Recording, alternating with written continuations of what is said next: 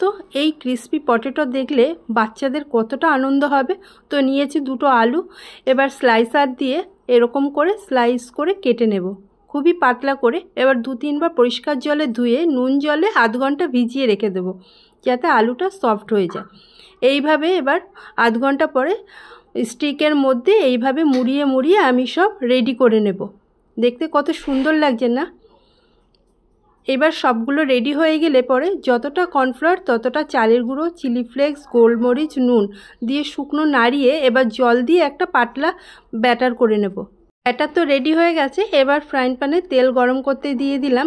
তেল গরম হয়ে গেলে ব্যাটারে ডুবিয়ে ভালো করে এবার একে একে সব ছেড়ে দেব।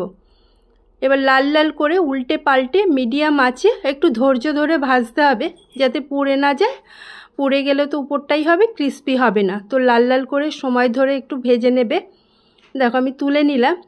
এরপর বাকি যেগুলো আছে একইভাবে আমি এরকম আস্তে আস্তে মিডিয়াম আঁচে সব ভেজে নিলাম। একটু টেস্ট পরিবর্তন করার জন্য উপর দিয়ে দিলাম চাট মশলা। কতটা নিজেরাই শোনো কতটা আওয়াজ হচ্ছে।